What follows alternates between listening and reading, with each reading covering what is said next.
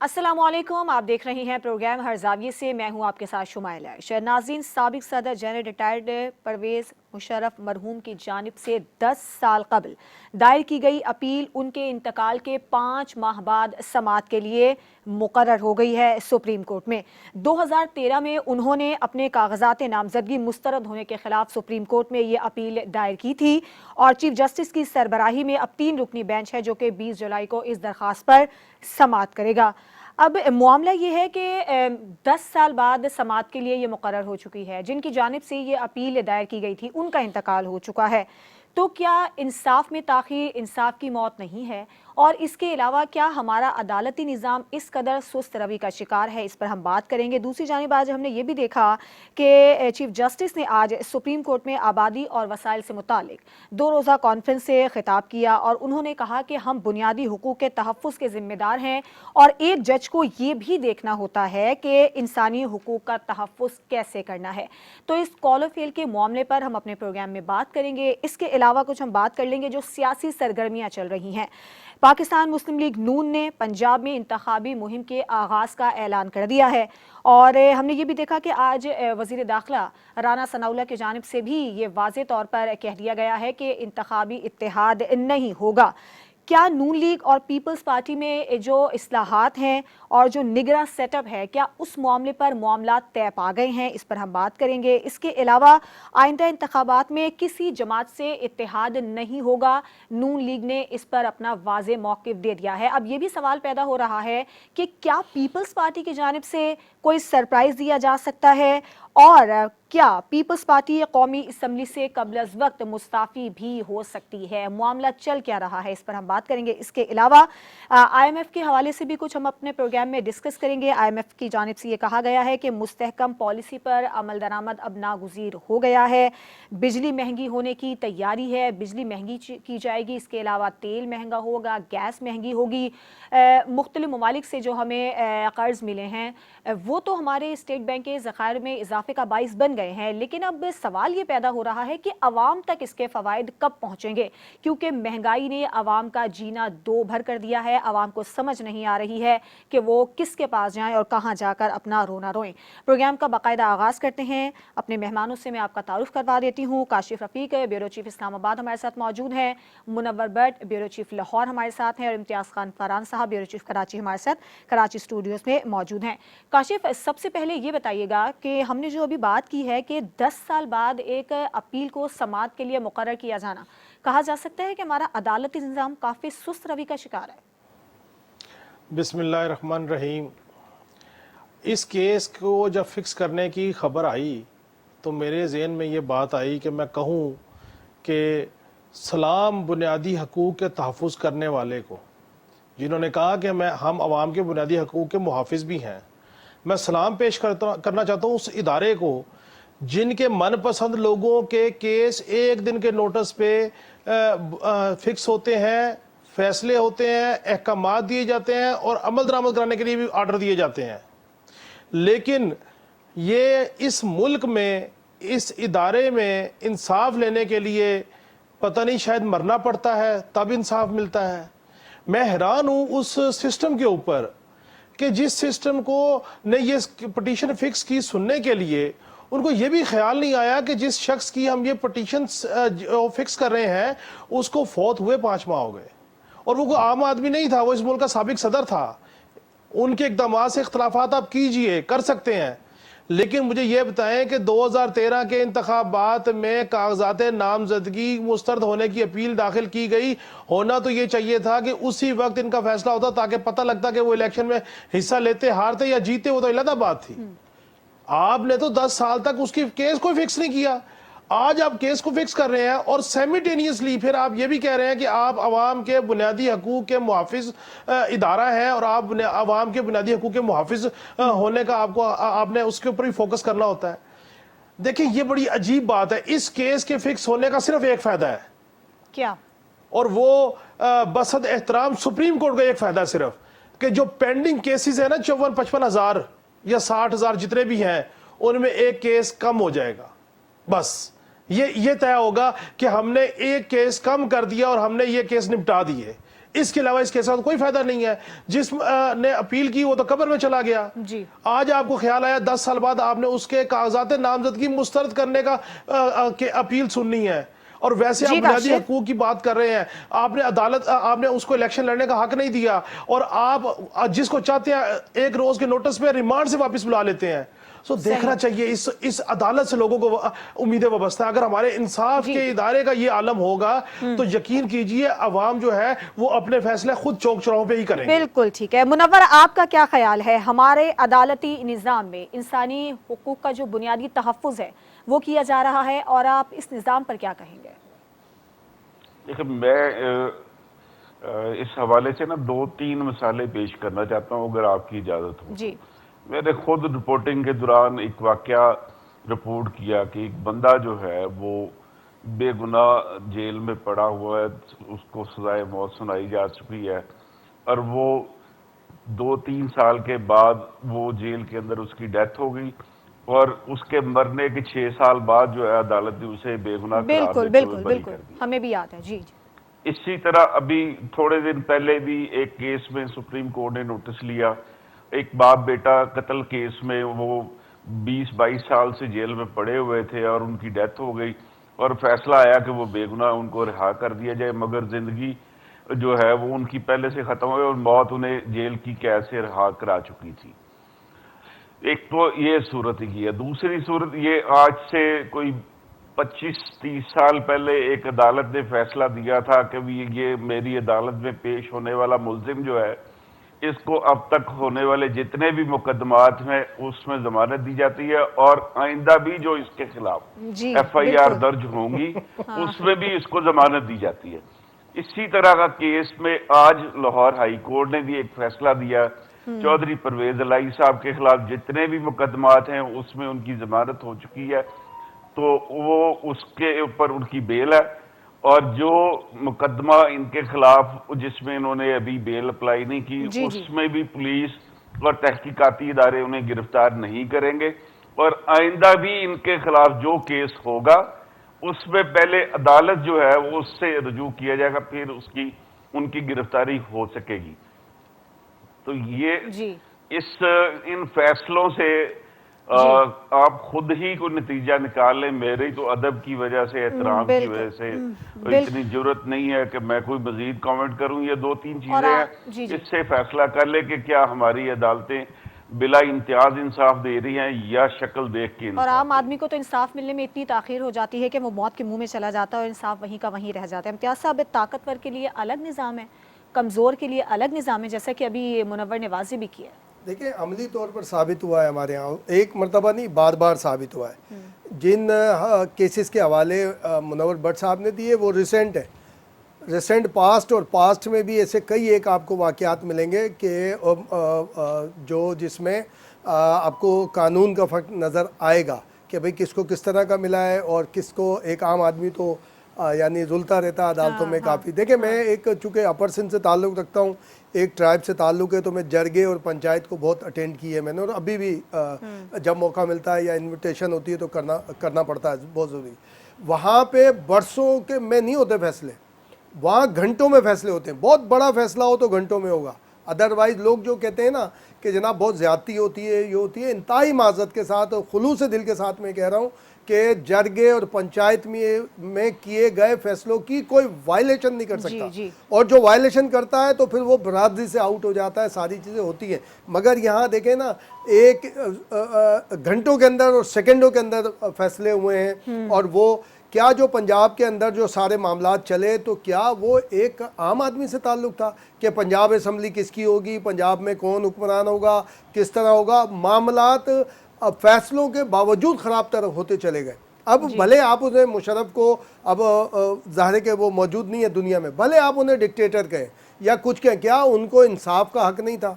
کیا ان کا یہ رائٹ نہیں تھا کہ جو انہوں نے پٹیشن, آپ اسی وقت لمبا عرصہ ہوتا ہے, بہت زیادہ عرصہ, آپ اسی وقت, جیسے ابھی گزشتہ 7-8 مہینے کے اندر ایک پریکٹس ہوئی ہے ان کی, اسی وقت اڑا دیتے آپ اپلیکیشن جی. کہ آپ نہیں ہیں, ڈیزرو نہیں کرتے, آپ ڈسکوالیفائی ہیں, یا جو بھی ریزن الیکشن کمیشن نے دیا تھا ان کی ڈسکوالیفیکیشن کا, ان کے کاغذات مسترد کر دیے تھے, آپ اس کو ڈو کر دیتے یا انڈو کر دیتے, جو بھی ساری صورتحال تھی. بالکل دیکھیں, یہ میرے دونوں ساتھی ہم سب یہ اچھے انہیں بہت دکھی دل کے ساتھ یہ بات کر رہے ہیں, کیونکہ ہم اپنی عدالت سے اگر کہا جاتا ہے نا 100 میں پتہ نہیں کتنے نمبر پہ ہم نیچے سے اوپر موجود ہیں, چوتھے پانچویں میں, تو یہ ہمارے لیے ہے. میں کاشف نے جو ایک بات کی کہ ایک کیس کم ہو جائے گا, میں صرف یہ ریکویسٹ کروں گا چیف جسٹس سے کہ اس کیس کے اندر نظیر قائم کر دیں کہ آئندہ 3 4 5 مہینے کے دوران یہ جتنے پینڈنگ کیسز ہیں کسی بھی قسم کے ہوں وہ ہم حل کر دیں گے.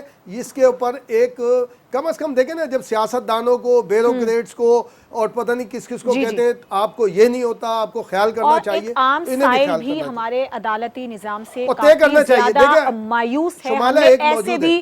ہم نے ایسے بھی واقعات بہت سارے دیکھے ہیں کہ جو قاتل اور مقتول ہیں وہ ایک دوسرے سے بدلہ لیتے ہیں, عدالتوں کے اندر بھی فائرنگ کے واقعات پیش آ رہے ہیں. اس کے پیچھے بھی کیا محرکات ہیں؟ شاید کچھ اسی طرح کی بات ہے کہ انصاف پر اب اعتماد نہیں رہا ہے. ایک بریک لیتے ہیں, بریک کے بعد جب ہم واپس آئیں گے تو پی ڈی ایم میں کیا چل رہا ہے, نون لیگ اور پیپلز پارٹی نے کن معاملات پر اتفاق کر لیا ہے, اس پر بات کریں گے ایک بریک کے بعد.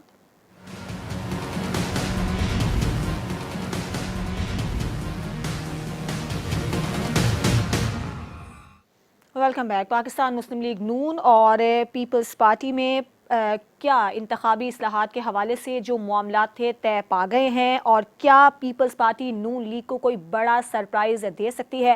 اندرونی طور پر کھچڑی کیا پک رہی ہے, اس پر منور بٹ سے بات کریں گے. منور بتائیے گا, وزیر داخلہ نے تو واضح کر دیا ہے کہ انتخابی اتحاد نہیں ہوگا اور جہاں پر ضرورت ہوگی وہاں پر سیٹ ایڈجسٹمنٹ بھی کر لی جائے گی. یہ تو منور بٹ پہلے کہتے رہے, ان کا یہ بھی کہنا تھا کہ پنجاب کی ہر سیٹ پہ اپنے کینڈیڈیٹ کھڑے تھے. تو میں یہ بات پہلے بھی بارہا کر چکا ہوں کہ مسلم لیگ نون جو ہے وہ انتخابی اتحاد کرنے کے موڈ میں نہیں ہے اور وہ سولو فلائی لینا چاہ رہی ہے. اور جہاں تک یہ بات سننے میں آ رہی ہے, جو اس بات کو میں ویٹ نہیں کر سکتا, لیکن یہ یہاں پہ یہ بھی سننے میں آ رہا ہے کہ مسلم لیگ نون جو ہے وہ طاقتور حلقوں سے انہوں نے ڈیمانڈ کی ہے جی کہ ہمیں واسٹ میجارٹی چاہیے تاکہ جو ملک میں معیشت کو سنبھالا دیا ہے اس کو آگے لے کے جایا جائے اور پاکستان آئی ایم ایف کے مسائل سے نجات پائے اور پاکستان دنیا کی بڑی معیشتوں میں سے ایک معیشت بن سکے. تو اس طرح کی بات بھی سننے میں آئی ہے, لیکن فی الحال مسلم لیگ کا جو ایریا فیلڈ ہے وہ تو پنجاب ہے. میرا کے پی میں بھی ان کی موجودگی ہے, جو حلقہ ہے ہزارے والا, وہاں پہ ان کے پاس کافی اچھا ووٹ بینک ہے. اس کے علاوہ سندھ کے شاید کراچی کے 2-4 حلقے ہوں گے جہاں پہ ان کی موجودگی ہے. تو وہ ان کا چونکہ ایریا پنجاب ہے تو وہ پنجاب میں کسی کے ساتھ اپنا کیک شیئر نہیں کرنا چاہ رہے. اچھا, بیانیہ کیا ترتیب دیا جائے گا اور انتخابی مہم کے آغاز کا انہوں نے اعلان کر دیا, وہ کب سے شروع ہو رہی ہے؟ جی وہ حکومت ختم ہونے کے بعد جو ہے انتخابی مہم شروع کر رہے ہیں. اور اب یہ اسمبلی 8 کو ڈیزالو کرنی ہے یا 12 کو ڈیزالو کرنی ہے, اس کا فیصلہ تو کراچی والے کریں گے. میرا خیال ہے فرحان صاحب بہتر بتا سکیں گے کہ کیا آصف علی زرداری صاحب جو ہیں وہ سندھ اسمبلی کو وقت سے پہلے توڑنا پسند کریں گے. اگر تو سندھ اسمبلی وقت سے پہلے ٹوٹ جاتی ہے تو پھر شاید آپ 1 دن کا فرق نکال لیں, نہیں تو 11 کی ڈیٹ دی ہوئی ہے سب نے.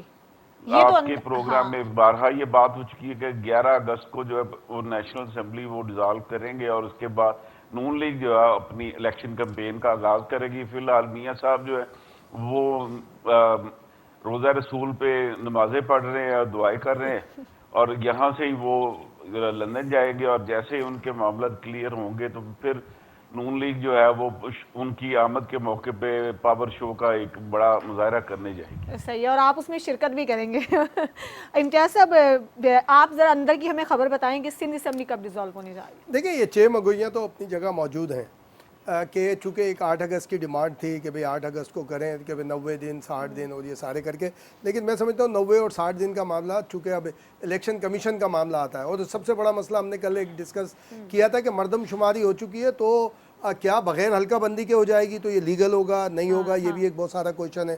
کل بھی ہم نے اس کے اوپر بات کیا تھا. لیکن جو اطلاعات ہیں اس پہ کہ ظاہر ہے کہ چمگوئی ہے کہ بھائی ڈیزالو کر دیں تو پھر کیا ہوگا.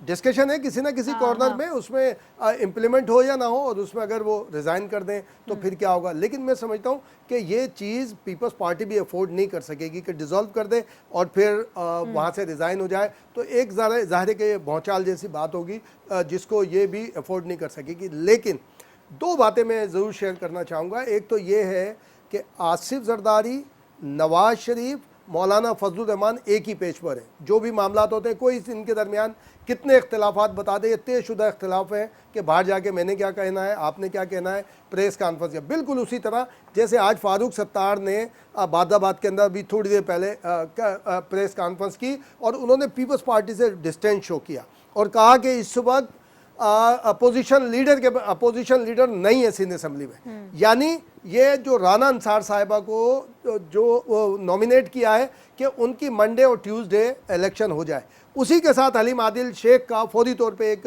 ویڈیو بیان اگین آیا جو ہم نے کل ڈسکس کیا تھا اسی طرح کا کہ جناب میں تو اویلیبل ہوں, اکثریت چاہیے, سگنیچر چاہیے اکثریت کے جو اپوزیشن لیڈر اپائنٹ کرنے کے لیے. لیکن اس پر جب میں نے معلومات کی تو اسپیکر کے پاس بھی کچھ اختیارات ہیں اس معاملے کے اندر کہ اگر کوئی ڈسکشن ہوتی ہے تو. اب اس میں دیکھتے ہیں کہ منڈے ٹیوزڈے, کیونکہ سندھ اسمبلی منڈے تک ایڈجورن ہو گئی ہے. لیکن میں ایک اور بات, چونکہ بٹ صاحب بھی یہاں موجود ہیں, یہ 17 اگست کی جیسے ہم بات کرتے ہیں, ہم بھی جو بٹ صاحب کی 2-3 باتیں صحیح ہیں جو ابھی کہ جی سیٹ ایڈجسٹمنٹ نہیں ہو رہی, پیشن گوئی بالکل صحیح بٹ صاحب کی ہوئی. لیکن میں 1-2 روز سے میں 1-2 دوستوں کے ساتھ ہم بیٹھ رہے ہیں جس میں نان پولیٹیکل لوگ جو ہمارے اپنے ہیں اور پولیٹیکل نہیں ہیں اس کے اندر. میں اس بات کو دیکھ رہا ہوں کہ اب اس کو نوٹ کرنا چاہیے, بٹ صاحب بھی کریں, کہ جس طرح سے متحدہ قومی موومنٹ کے لندن کے سربراہ الطاف حسین, عمران خان, اسی طرح نواز شریف کے پہ بھی لکیر ہے کہ کسی بھی طرح سے ان کو روکا جائے, اور اس کے لیے ابھی تک راستہ نہیں ملا ہے, مسلم لیگ نون کو.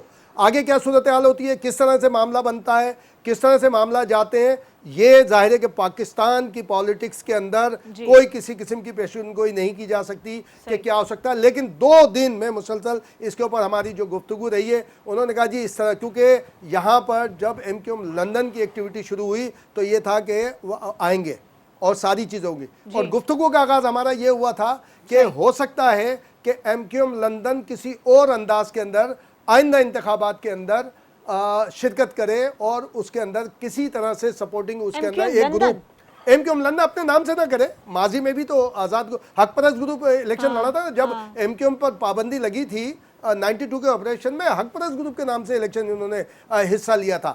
اور وہ صورت وہ ہو سکتی ہے کہ جب انتہائی اوپری سطح پر پیپلز پارٹی کو آئندہ سندھ میں حکومت نہ دینے کا اگر فیصلہ ہو گیا یا ہوئے تو سمجھ لیں کہ آپ شہری علاقوں میں ایک نئی پالیٹکس آپ کو ملے گی. تو اس لیے میں یہ کہہ رہا ہوں کہ نواز شریف صاحب کے حوالے سے کیا معاملہ جاتا ہے بننے, آگے کس طرح ہوتا ہے, کیونکہ وہ سزا یافتہ ہے ابھی تک. ڈسکوالیفیکیشن ان کی 5 سال والی ظاہر ہے کہ جو لیجسلیشن ہوئی اس سے ختم ہو گئی ہوگی, لیکن ابھی وہ سزا یافتہ ہیں.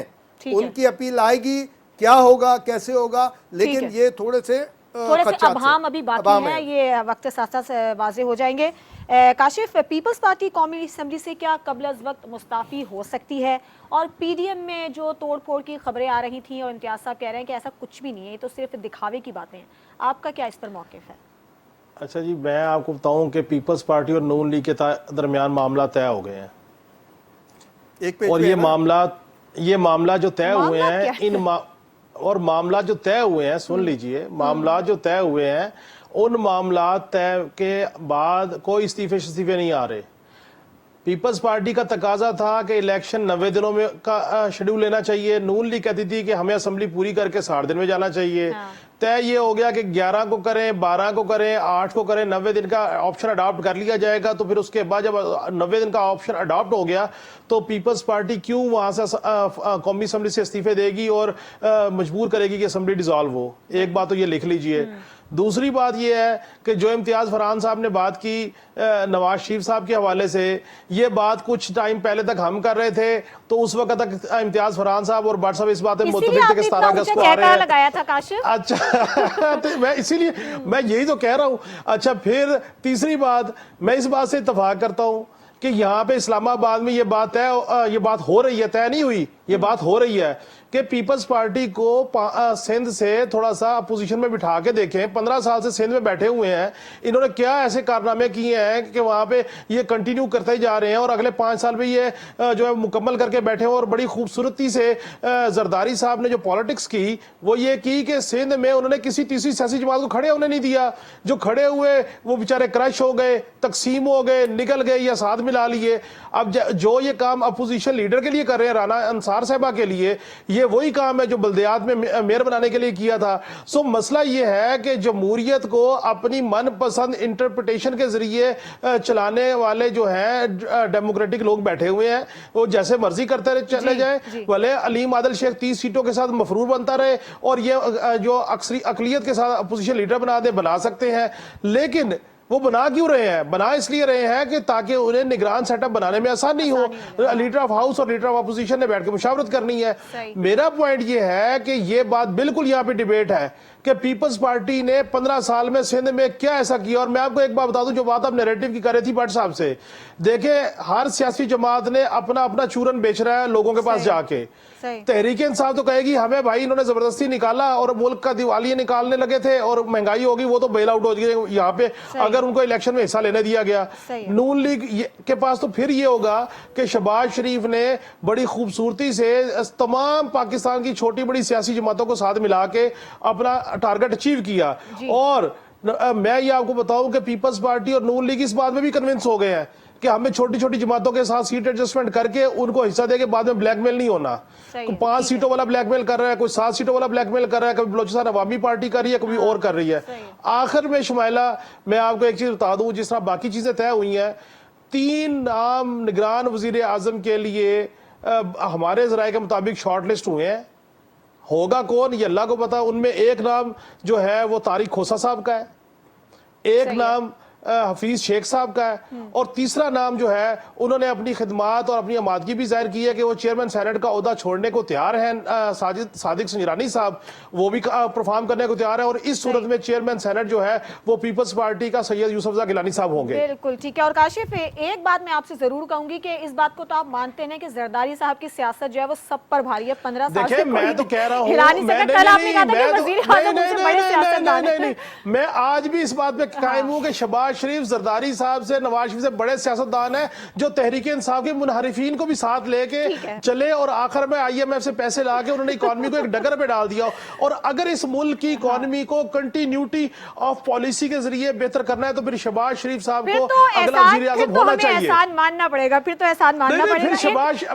شہباز شریف صاحب کو اگلا وزیر اعظم 5 سال کا ہونا چاہیے اور آرمی چیف صاحب ان کا ساتھ دیں. اور شہباز شریف جو ہے وہ نمائندے ہیں آصف زرداری صاحب کے، انہوں نے خود کہا کہ یہ میرے نامنی ہے. ہم ایک بریک لیتے ہیں، بریک کے بعد جب واپس آئیں گے تو اسٹیٹ بینک کے اکاؤنٹ میں تو پیسے آ گئے ہیں، لیکن عوام کے ذہنوں میں یہی سوال ہے کہ ہمیں فائدہ کب ہوگا، مہنگائی کب ہوگی، ہماری ضروریات زندگی جو اب گزارنا مشکل ہو چکا ہے وہ کب ہمارے لیے آسان ہو جائیں گی. اس پہ بات کریں گے ایک بریک کے بعد.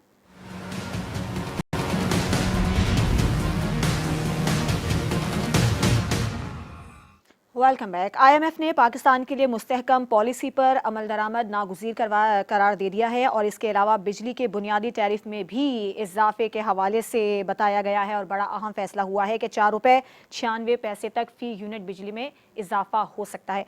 امتیاز سے بتائیے گا، عوام کا تو وہی سوال ہے نا کہ ہماری زندگیوں میں کب تبدیلی آنے والی ہے، اور بجلی مہنگی، گیس مہنگی، اس قدر مہنگائی کہ عوام پاگل ہیں ٹوٹلی. بالکل. آج بھی دیکھیں جو ڈالر کا معاملہ ہوا، پھر 4 روپے جو اوپن مارکیٹ میں 4 روپے اوپر چلا گیا. یہ کیوں ہوتا ہے، کس لیے ہوتا ہے کہ جب آپ ایکٹیویٹی کرتے ہیں، میں تو کہتا ہوں رحمان ملک بننا پڑے گا. یہ رانا ثناء اللہ صاحب نیک نیتی سے آپ اٹھائیں ڈنڈا.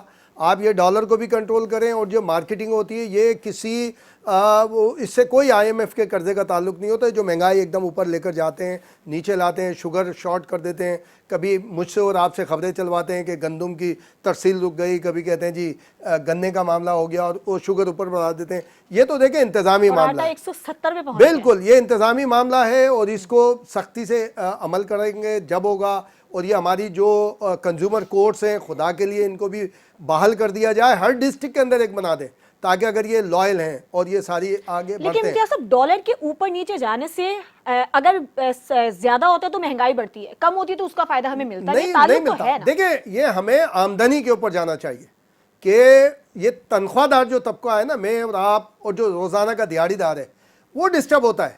یہ جو بزنس جو ٹھیلا بھی لگاتا ہے نا, سبزی مہنگی لاتا ہے مہنگی بیچتا ہے, پرچون والا مہنگا لاتا ہے مہنگا بیچ دیتا ہے, اس کا پروفٹ کوئی ڈسٹرب نہیں ہوتا, اس کے ساتھ میں اور آپ متاثر ہوتے ہیں جو تنخواہ دار اور دیہڑی دار ہیں. یہ ساری چیزیں متاثر ہوتی ہیں. اس کا انتظامی معاملہ ہے, انتظامی آپ کو کرنا پڑے گا, کنزیومر کورٹس کو, اسپیشل مجسٹریٹ کو, اور یہ جو ہمارے اپائنٹمنٹ کرنی پڑے گی اس کو خاص طور پہ. لیکن ایک جو بات کر رہے تھے نا ہم اس سے پہلے, شمالہ تھوڑی میں اجازت چاہوں گا کہ دیکھیں صدارتی انتخابات کا بھی مسئلہ, وہ بھی 9 سپٹمبر کو انہوں نے لاسٹ ٹائم وہ یعنی انہوں نے صدر منتخب ہوئے تھے, یہ اگست میں ان کی وہ ہونی چاہیے تھی. آج یہ جو عارف جتوئی ہیں, غلام مصطفیٰ جتوئی صاحب کے صاحبزادے, اور انہوں نے یہ پوائنٹ آؤٹ کیا یہ آج سندھ اسمبلی کے اندر بھی کہ جناب انہوں نے کہا ہے کہ میں نے الیکشن کا جو خط لکھا ہے, اب الیکشن کمیشن کو بھی خط لکھاؤں گا کہ 8 جولائی سے 8 اگست تک کے درمیان میں الیکشن ہونا چاہتے ہیں. ظاہر ہے ہاؤس پورا نہیں ہے, سینٹ صرف کمپلیٹ ہے, قومی اور جو صوبائی اسمبلی ہے 2 صوبائی اسمبلی نہیں ہے, اس لیے ظاہر ہے کہ آگے جائے گا. تو یہ کاشف کی جو بات ہے یہ بات آتی ہے کہ بھئی اگر صادق سنجرانی کو ادھر لے کے جاتے ہیں تو پھر رضا گیلانی, یوسف رضا گیلانی اگر چیئرمین سینٹ بنتے ہیں تو اب ان کی مدت پوری ہونے کے بعد ٹل نیکسٹ پریزیڈنٹ الیکشن تو ظاہر ہے کہ پھر یوسف رضا گیلانی وہ پریزیڈنٹ کے, پھر وہ پیپلز پارٹی کے پاس ہوگا ساری صورتحال. دیکھیں سینیریو چینج ہوگا. جو یہ سندھ کے حوالے سے ہم بات کر رہے ہیں, جو یہ ایک پیج پر ہیں سارے کے سارے, خاص طور پہ 3 بڑی جماعتیں, یہ ہمارے مولانا فضل الرحمان, نواز شریف, وہ آصف زرداری صاحب, تو ہم یہ لیکن اس میں چینج ہوتا رہے گا. وہ انشاءاللہ ہم اپنے جو سامعین ہیں ہم ان کو بتاتے رہیں گے جو ڈیولپمنٹ ہوگی. منور آپ بتائیے گا کہ IMF سے معاہدے کے بعد اب جو تیاریاں کی جا رہی ہیں, مختلف چیزوں کی قیمتیں بڑھیں گی, خاص طور پر بجلی میں اضافے کا فیصلہ کر لیا گیا ہے اس کی قیمتوں میں, کیا آگے آپ کو حالات ہوتے نظر آتے ہیں؟ دیکھیں جو چیزیں بڑھنے کی, قیمتیں بڑھنے کا معاملہ نا, تو وہ تو یہاں پہ آٹو پہ لگا ہوا. کوئی چیز IMF نے کا پیکج نہ بھی ہوتا تو ڈیلی بیس پہ کوئی نہ کوئی چیز بڑھ رہی ہوتی ہے. ابھی انفارچونیٹلی مہنگائی کچھ خود ساختہ بہت زیادہ ہے. آپ جو لوکل مارکیٹ ہے, بڑی مارکیٹیں, وہاں پہ چیزوں کا ریٹ دیکھیں تو کچھ اور رہے گا, اور جو پرچون کی سطح پہ جہاں پہ عام کنزیومر آ کے چیز خرید رہا ہے وہاں پہ ریٹ کئی 100 گنا زیادہ. تو یہ لوٹ کہتے ہیں نا اندھی مچی ہوئی ہے اس حوالے سے, تو وہ اندھی مچی ہوئی ہے. کوئی لیکن منور یہ اندھی مچی ہوئی کیوں ہے؟ جو ذخیرہ اندوزوں کے خلاف کارروائی کرنے والے ادارے ہیں, منافع خوروں کے خلاف, وہ کہاں غائب ہیں؟ وہ میں وہی عرض کر رہا تھا کہ بھی یہاں پہ چیک اینڈ بیلنس کا سسٹم جو ہے وہ کلیپس کیا ہوا ہے, یا جو افسر یہاں پہ تعینات ہے وہ اس معاملے کو ایزی لے رہے ہیں. اگر حکومت کی اس معاملے پہ توجہ تھوڑی ہو, انتظامیہ کو حرکت میں لائے, جو یہاں پہ DC سسٹم ہے اس کو ذرا ایکٹیو کرے. جو ڈسٹرکٹ مجسٹریٹ ہے وہ اگر مارکیٹ میں نکلے, اپنے جو ان کے زیر انتظام جو عدالتیں ہیں وہاں کے مجسٹریٹ صاحبان, ان کو وہاں سے نکالے اور کہے کہ جا کے مارکیٹوں میں چیک اینڈ, وہ جو ریٹ لسٹ ڈیلی جاری کرتے ہیں وہ صرف اسی کے اوپر آ جائے کہ بھی یہ کیا اس ریٹ پہ چیزیں بک رہی ہیں. اگر تو اس ریٹ پہ چیزیں بک رہی ہیں تو پھر تو سارا سسٹم اچھا ہے. ایسا معجزہ ویسے کبھی دیکھا نہیں ہے کہ جس ریٹ, اگر اپنی ذمہ داری نہیں, میں یہ بالکل پریکٹیکل بات کر رہا ہوں کہ یہاں پہ ڈپٹی کمشنر کے دفتر سے ڈیلی ایک ریٹ لسٹ نکلتی ہے جس میں اشیاء فروخت جو ہے اس کے ریٹ لکھے ہوتے ہیں کہ آٹا اتنے کا کلو ہوگا, چاول اتنے کا کلو ہوگا, اور وہ ریٹ کون سی لسٹ دال نکل کے کتنے لگتا کی ہے کلو ردی ہوگی, ٹوکری میں اور چلی جاتی ہے. ٹھیک ہے, اچھا دودھ دیکھ لیں نا, کراچی میں دودھ 180 روپے سرکاری قیمت ہے, ابھی بھی 230 240 روپے بک رہا ہے. کمشنر صاحب نے 2 دن بس جس نکلے دن بعد کمشنر صاحب نکلے تھے انہوں نے کر دیا تھا نا. ہاں بس نہیں, لیکن پھر فرحان ویسے ہو صاحب گیا. جس دن کراچی کے کمشنر نکلے تھے اس دن انہوں نے 180 پہ دودھ بکوا دیا تھا 4 دکانوں پہ. اسی طرح جو وہ یہاں پہ جس طرح یہاں پہ انہوں نے ریٹ نکالا تو اس کے اوپر عمل درآمد بھی کروائے. یہاں پہ منافع خور جو ہے انہوں نے اندھی بچائی ہوئی. بالکل ایگری, 4000 بالکل دکانوں منافع سے خور. 4 دکانوں پہ اگر دودھ سستا بک گیا تو کوئی بہت بڑی بات نہیں ہے. کاشف بتائیے گا, کیا واقعی ایسا ہے کہ بد انتظامی اس میں زیادہ بڑا معاملہ ہے؟ دیکھیں مسئلہ یہ ہے کہ آپ کا سسٹم کولیپس کر گیا ہوا ہے. آپ جب آئین اور کو مانتے نہیں ہیں, قانون کو مانتے نہیں ہیں, آپ عدلیہ آپ کی جو انسی ہے اس کو فرصت نہیں ہے سیاسی لوگوں کے کیسز سننے کی, ضمانتیں اگلے پچھلے سوچے ہوئے تمام کیسز میں ایڈوانس دینے کو تیار ہے, تو مجھے بتائیں ان کو فرصت ہوگی تو وہ دیکھیں گے کہ عام عوام کے ساتھ کیا ہو رہا ہے. کنزیومر کورٹس چل رہی ہیں نہیں چل رہی, نیچے کسی کو کوئی چیز کوئی فکسیشن ہو رہی ہے, کوئی جرمانے سزائیں ہو رہی ہیں نہیں ہو رہی. جس وقت معاشرے سے انصاف ختم ہو جائے, جس وقت معاشرے سے خوف ختم ہو جائے, ڈیٹرنس ختم ہو جائے اور ہوس جو ہے وہ زیادہ ہو جائے, تو پھر یہی حال ہوتے ہیں معاشروں کے کہ یہاں پہ ہر بندہ جو ہے وہ کہتا ہے راتوں رات 1 کے 4 کر لو. کسی کو یہ خوف ہی نہیں ہے کہ اس نے کل مر جانا ہے, اللہ کو جواب دینا ہے. آپ دیکھیے نہ عدالتیں اس بات پہ انصاف کر رہی ہیں کہ اللہ کو جواب دینا ہے, نہ یہاں پہ کوئی دودھ بیچنے والا اس بات پہ فوکس ہے کہ اس کو کل مرنا ہے, اللہ کو جواب دینا ہے. ہر بندہ اپنی کیپیسٹی کے حساب سے یہاں پہ 2 نمبری میں لگا ہوا ہے, اور وہ جو اشیاء خرد و نوش ایک آسان طریقہ 2 نمبری کرنے کا, وہ کوئی قیمت کے ذریعے کر لے گا, کوئی ملاوٹ کے ذریعے کر لے گا, کیونکہ عام عوام ہے اس کو پتہ نہیں لگا. اس بیچارے نے آدھا کلو گھی, چینی, دال اور دودھ لے کے اس نے اپنے بچوں کا پیٹ پالنا, تو اس میں جتنی مرضی 2 نمبری کر لے, کسی کو کوئی پتہ نہیں لگے گا. یہاں تو حالت یہ ہے کہ ہمارے رویوں میں اس قدر وہ سختی آ گئی ہے, اتنی ہم ڈھیٹ ہو گئے ہیں کہ ہمیں اندازہ ہی نہیں ہوتا کہ یہاں پہ بڑے بڑے شہروں کے یہ عالم ہے کہ یہاں پہ پرائس کنٹرول نہیں ہے. تو آپ سوچئے بیکورڈ ایریاز میں کیا ہوگا, راجن پور میں کیا ہوگا, لیا میں کیا ہوگا, جو اندرون سندھا ادھر کیا ہوگا, اندرون کے پی کے ادھر کیا ہوگا. آخر میں شمائلہ میں آپ کو ایک بات کہوں, دیکھیں ہمارے جو گیریزن کوئٹہ گیریزن میں ایک حملہ ہوا, ہمارے فوجیوں نے جامِ شہادت نوش کیا. بڑی تکلیف دہ بات ہے کہ وہاں پہ جو بندے پکڑے گئے وہ افغان شہری تھے. ٹی ٹی پی کی سیف ہیونز ہے افغانستان میں.